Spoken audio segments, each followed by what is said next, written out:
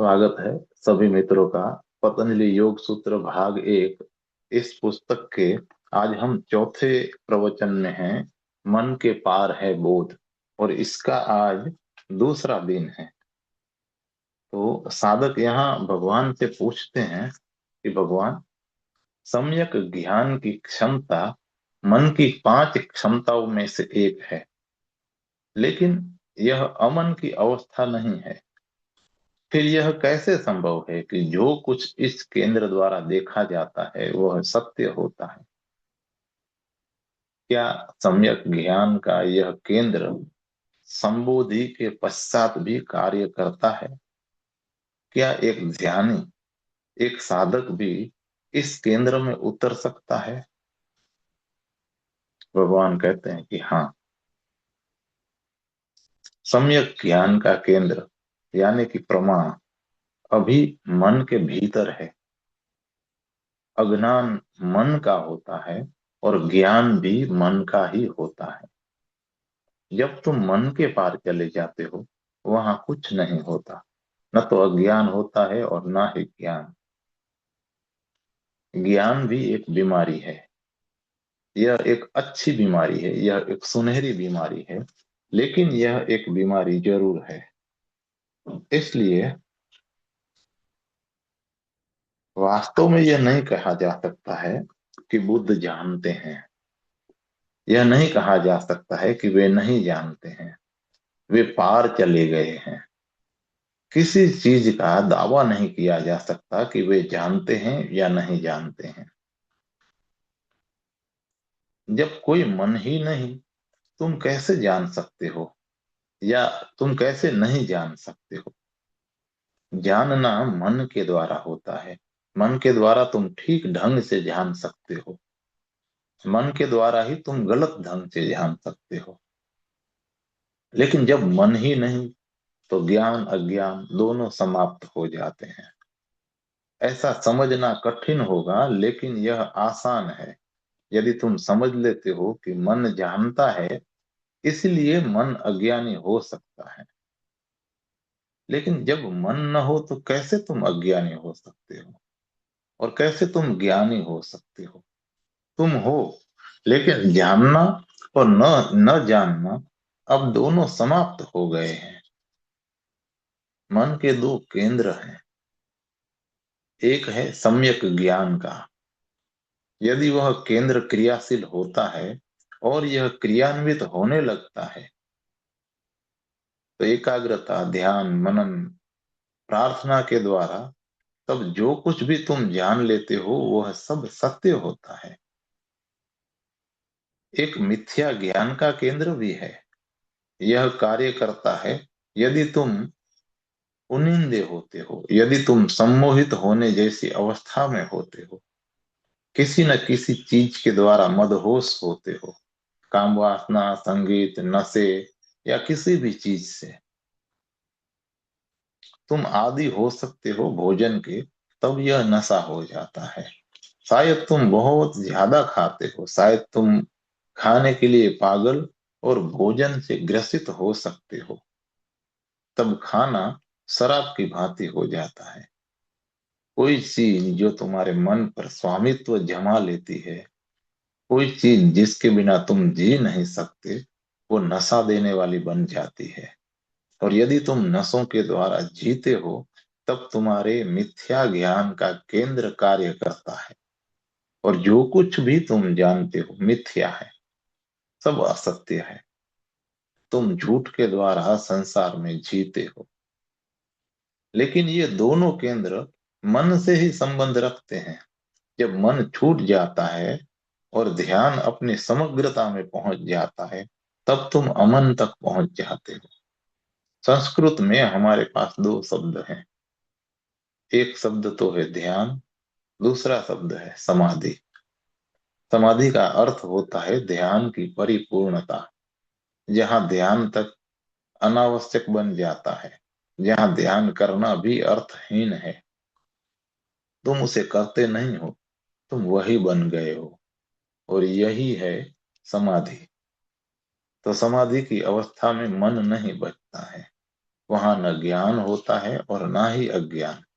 वहां केवल शुद्ध अस्तित्व होता है। यह शुद्ध होना बिल्कुल ही अलग आयाम है। यह जानने का आयाम नहीं है, यह होने का आयाम है। यदि बुद्ध या जीसस जैसे पुरुष भी तुम्हारे साथ संपर्क करना चाहें, तो उन्हें भी मन का उपयोग तो करना होगा। संवाद के लिए उन्हें मन का उपयोग करना होगा। यदि तुम उनसे कोई प्रश्न करते हो तो उन्हें अपने सम्यक ज्ञान वाले केंद्र का उपयोग करना होगा। मन संपर्क बनाने का, सोच विचार करने का, जानने का उपकरण है। लेकिन जब तुम कुछ पूछ नहीं रहे हो और बुद्ध अपने बोधि वृक्ष के नीचे बैठे हुए हैं, तब वे अज्ञानी और ना ही ज्ञानी होते हैं। वे बस वहां होते हैं। वास्तव में तब बुद्ध और वृक्ष में कोई अंतर नहीं होता है। एक अंतर है, लेकिन एक तरह से कोई अंतर नहीं होता है। वे वृक्ष के भांति हो गए हैं। वे केवल हैं। वहां कोई प्रवृत्ति नहीं है, जानने की भी नहीं। सूर्योदय होगा, लेकिन वे नहीं जानेंगे कि सूर्योदय हो गया है। ऐसा नहीं है कि वे अज्ञानी बने रहेंगे, नहीं। यह केवल ऐसा है कि जानना अब उनकी क्रिया न रही। वे इतने मौन हो गए हैं, इतने निश्चल, कि उनमें कुछ नहीं हिलता डुलता। वे वृक्ष की भांति हैं। तुम कह सकते हो कि वृक्ष पूर्णतया अज्ञानी होता है, या तुम कह सकते हो कि वृक्ष मन से भी नीचे होता है। उसके मन ने भी अभी कार्य को करना शुरू नहीं किया है। वृक्ष किसी जन्म में व्यक्ति बन जाएगा। वृक्ष किसी जन्म में तुम्हारी तरह पागल बन जाएगा। और वृक्ष किसी जन्म में ध्यान करने का प्रयास करेगा। और वृक्ष एक दिन बुद्ध भी हो जाएगा। वृक्ष मन के नीचे है, और वृक्ष के नीचे बैठे हुए बुद्ध मन से ऊपर है। पर हैं दोनों मन विहीन। एक को अभी मन को प्राप्त करना है, और एक ने उसे प्राप्त कर लिया है और उसके पार भी हो गया है। इसलिए जब मन का अतिक्रमण होता है, जब अमन उपलब्ध होता है, तब तुम शुद्ध अस्तित्व हो, सच्चिदानंद। तुम में कुछ घटित नहीं हो रहा है। न तो क्रिया वहां है और ना ही ज्ञानी वहां है। लेकिन हमारे लिए यह कठिन होता है। शास्त्र बताते रहे हैं कि सारे द्वैत का अतिक्रमण हो जाता है। ज्ञान भी द्वैत का ही हिस्सा है, अज्ञान और ज्ञान। लेकिन तथाकथित संत कहे चले जाते हैं कि बुद्ध जानने वाले हो गए हैं। यह है द्वैत से चिपकना। इसलिए बुद्ध कभी उत्तर न देते थे। कई बार, लाखों बार उनसे यह पूछा गया, क्या घटित होता है जब व्यक्ति बुद्ध हो जाता है? वे मौन ही रहते। वे कहते, आओ और जानो। क्या घटित होता है, इसके बारे में कुछ नहीं कहा जा सकता है, क्योंकि जो कुछ कहा जा सकता है वह तुम्हारी भाषा में कहा गया है या कहा जाएगा। और तुम्हारी भाषा बुनियादी तौर से द्वैतवादी है। अतः जो कुछ कहा जा सकता है भ्रांतिपूर्ण होगा। यदि यह कहा जाता है कि वे जानते हैं, तो यह गलत होगा। यदि कहा जाता है कि वे ऊपर हो गए हैं, तो यह गलत होगा। यदि कहा जाता है कि अब उन्हें परम आनंद उपलब्ध हो गया है, तो यह असत्य होगा। क्योंकि सारे द्वैत मिट जाते हैं। दुख मिट जाता है, सुख मिट जाता है, अज्ञान मिट जाता है, ज्ञान मिट जाता है, अंधकार मिट जाता है, प्रकाश मिट जाता है, मृत्यु मिट जाती है, जीवन मिट जाता है। कुछ नहीं कहा जा सकता, या केवल इतना ही कहा जा सकता है कि जो कुछ तुम सोच सकते हो वह वहां नहीं होगा। कुछ जो कुछ धारणा तुम बना सकते हो वह वहां नहीं होगी, और एकमात्र तरीका है कि वही हो जाओ, केवल तभी तुम जानोगे। तो साधक फिर से पूछता है कि भगवान, आपने कहा कि यदि हम राम की झलकियां देख पाते या कल्पना करते हैं कि हम कृष्ण के साथ नृत्य कर रहे हैं, तो ध्यान रखें कि यह केवल कल्पना है। लेकिन अभी पिछली एक रात आपने कहा कि यदि हम ग्रहणशील हैं तो हम बिल्कुल अभी बुद्ध या जीसस या कृष्ण से संपर्क बना सकते हैं।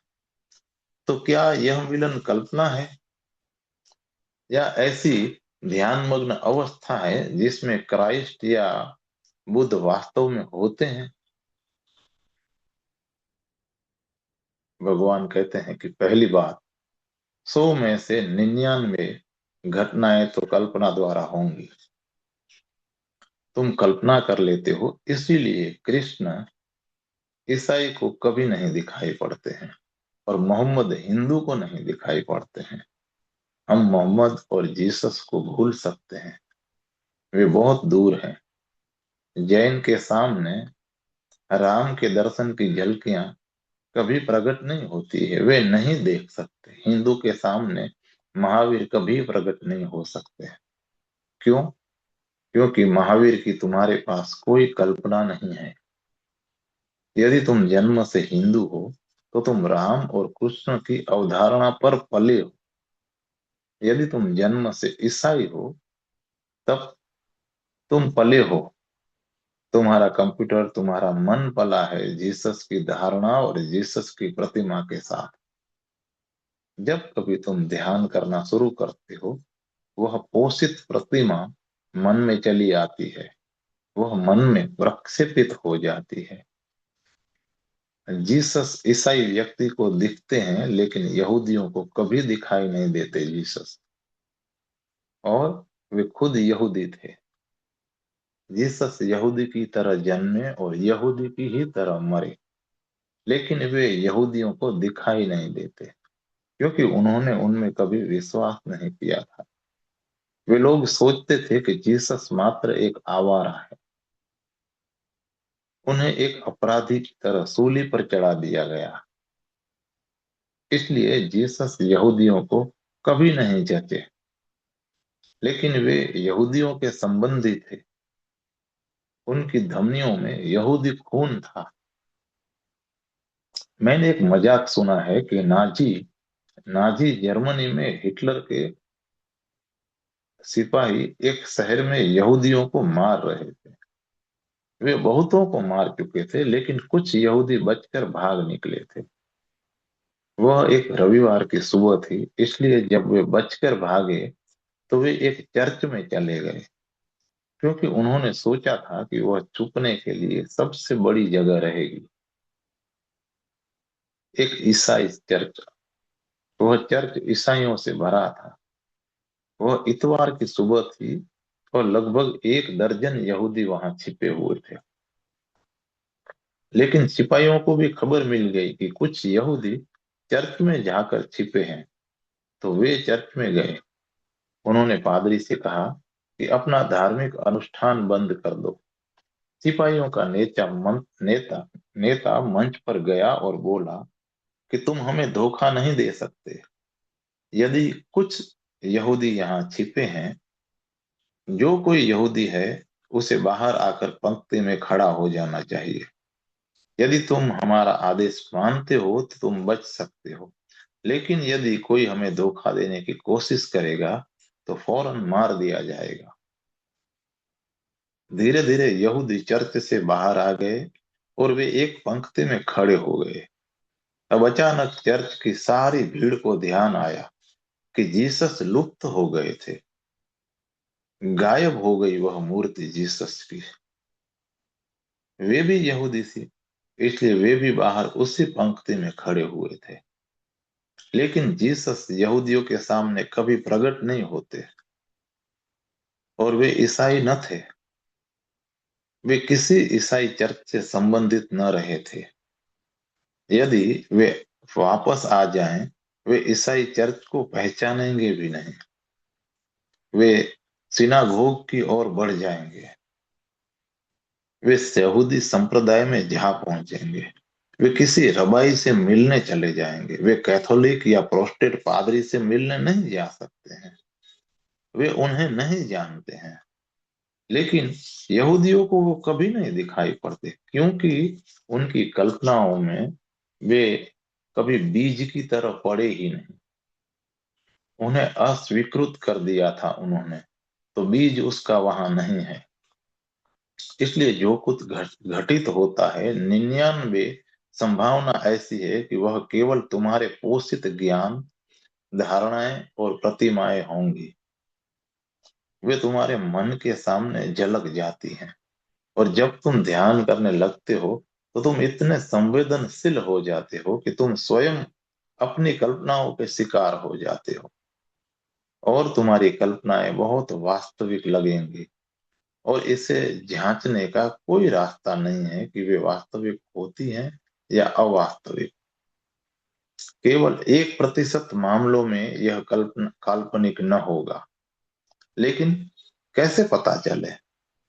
उन 1% मामलों में वास्तव में वहां किसी धारणा की कोई छवि होगी ही नहीं। तुम यह अनुभव नहीं करोगे कि जीसस सूली पर चढ़े हुए हैं, तुम्हारे सामने खड़े हैं। तुम नहीं अनुभव करोगे कि कृष्ण तुम्हारे सामने खड़े हैं, या तुम उनके सामने नाच रहे हो। तुम उनकी उपस्थिति को अनुभव करोगे, लेकिन कोई प्रतिमा न होगी। इसे ध्यान में रखना। तुम एक दिव्य उपस्थिति का अवतरण अनुभव करोगे। तुम किसी अज्ञात द्वार भर जाओगे, लेकिन वह बिना किसी आकार का है। वहां नृत्य करते हुए कृष्ण न होंगे, सूली पर चढ़े हुए जीसस न होंगे, सिद्धासन में बैठे हुए बुद्ध न होंगे। नहीं, वहां तो केवल उपस्थिति होगी, जीवंत उपस्थिति, और तुम में लहराती हुई, भीतर और बाहर। तुम उससे अभिभूत हो जाओगे। तुम इसकी अथाह जल राशि में उतर जाओगे। जीसस तुम में नहीं होंगे, तुम जीसस में होगे, और यह होगा अंतर। कृष्ण प्रतिमा की तरह तुम्हारे मन में न होंगे, तुम कृष्ण में होगे। लेकिन कृष्ण निराकार होंगे। वह एक अनुभव होगा, कोई काल्पनिक धारणा नहीं। तब उसे कृष्ण क्यों कहा जाए?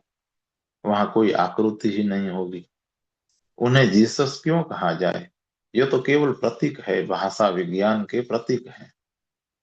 तुम इस शब्द जीसस के साथ घुल मिल गए हो। इसलिए जब वह उपस्थिति तुम में भर जाती है, तो तुम उसका एक हिस्सा बन जाते हो, उसका एक आंदोलित हिस्सा। जब तुम उस महासागर की एक बूंद बन जाते हो, तो इसे व्यक्त कैसे करो? शायद तुम्हारे लिए सबसे सुंदर शब्द हो जीसस, या सबसे सुंदर शब्द होगा बुद्ध या कृष्ण। ये शब्द मन में पलते रहते हैं, इसलिए तुम कुछ निश्चित शब्द चुन लेते हो, और उस उपस्थिति चुन लेते हो उस उपस्थिति को बताने के लिए। लेकिन वह उपस्थिति मात्र छाया नहीं, वह स्वप्न नहीं है, वह कोई मनोछवि नहीं है। तुम जीसस का उपयोग कर सकते हो, तुम कृष्ण का उपयोग कर सकते हो, तुम क्राइस्ट का उपयोग कर सकते हो, या जो भी कोई नाम तुम्हें अच्छा लगे, जो भी नाम प्रीतिकर हो, यह तुम पर है। वह शब्द और वह नाम और वह रूप तुम्हारे मन से आएगा। लेकिन वह अनुभव स्वयं अरूप है, वह कल्पना नहीं है। एक कैथोलिक पादरी एक जैन गुरु नान इन से मिलने गया। नान इन ने जीसस के बारे में कभी सुना नहीं था, तो इस कैथोलिक पादरी ने सोचा कि यह अच्छा होगा यदि मैं जाकर the Sermon on the Mount का कुछ हिस्सा पढ़कर सुनाऊं, और मैं देखूंगा कि नान इन क्या प्रतिक्रिया करता है।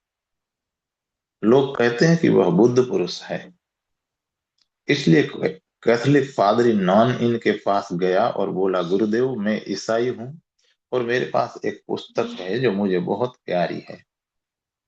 मैं इसमें से कुछ पढ़कर आपको सुनाना चाहूंगा, केवल यह जानने के लिए कि आप उसे कैसे प्रतिसंवेदित करते हैं, क्या प्रतिक्रिया दिखाते हैं।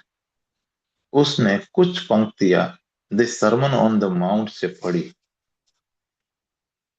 न्यू टेस्टामेंट से, और उसने उनका अनुवाद जापानी में किया क्योंकि नानिन केवल जापानी समझ सकता था। जब उसने अनुवाद करना प्रारंभ किया, नानिन का सारा चेहरा बिल्कुल ही बदल गया। उनकी आंखों से आंसू बहने लगे और वह बोला कि ये बुद्ध के वचन हैं। वह ईसाई पादरी कहने लगा कि नहीं नहीं, ये जीसस के वचन हैं।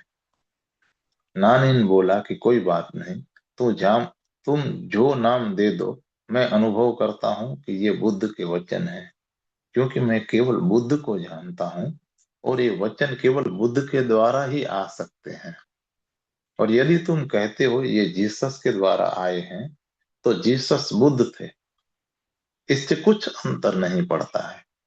तो मैं अपने शिष्यों से कहूंगा कि जीसस बौद्ध थे, यही होगा बोध। यदि तुम दिव्य उपस्थिति को अनुभव करते हो, तो फिर नाम नगण्य है। नाम तो अलग होंगे ही हर एक के लिए, क्योंकि नाम शिक्षा द्वारा पहुंचते हैं, नाम सभ्यता द्वारा आते हैं, नाम जाति से आते हैं जिससे तुम संबंधित होते हो। लेकिन अनुभव समाज से संबंध नहीं रखता है। अनुभव तो किसी सभ्यता से संबंध नहीं रखता है। अनुभव तुम्हारे कंप्यूटर मन से संबंधित नहीं है, वह तुम्हारा अपना ही है।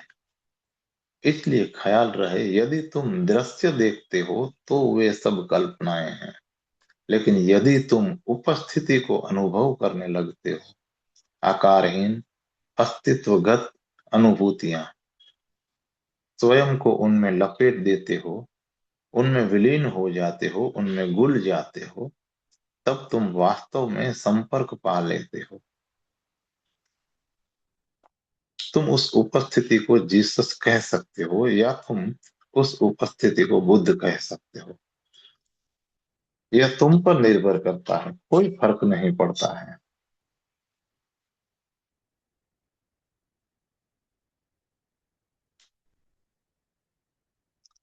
जीसस बुद्ध हैं और बुद्ध क्राइस्ट हैं। वे जो मन के पार चले गए हैं, व्यक्तित्व के भी पार चले गए हैं, आकार व रूप के भी पार चले गए हैं। यदि जीसस और बुद्ध एक साथ खड़े हो जाएं, तो वहां दो शरीर होंगे पर आत्मा एक ही। वहां दो शरीर होंगे लेकिन मौजूदगियां नहीं, मौजूदगी एक ही होगी। यह ऐसा है जैसे कि तुम दो लैंप एक कमरे में रख दो। लैंप दो हैं, वे मात्र शरीर हैं लेकिन प्रकाश एक है। तुम निर्धारित नहीं कर सकते कि यह प्रकाश इस लैंप का है और वह प्रकाश उस लैंप का है। प्रकाश मिल गए हैं। लैंपों का भौतिक भाग अलग अलग बना रहेगा, लेकिन अभौतिक भाग एक हो गया है। यदि बुद्ध और जीसस समीप आ जाएं, यदि वे एक साथ खड़े हो जाएं, तो तुम दो अलग लैंप को देखोगे, लेकिन उनके प्रकाश मिल चुके हैं। वे एक हो गए हैं। वे सब जिन्हें सत्य का बोध हुआ है, एक हो गए हैं। उनके नाम अलग अलग हैं उनके अनुयायियों के लिए, लेकिन उनके लिए अब कोई नाम नहीं रहे।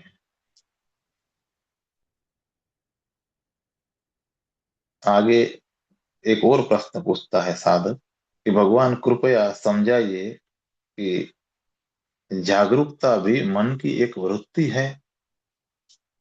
तो समय हो गया है मित्रों, कल मिलेंगे इस प्रश्न पर पठन करने के लिए। धन्यवाद।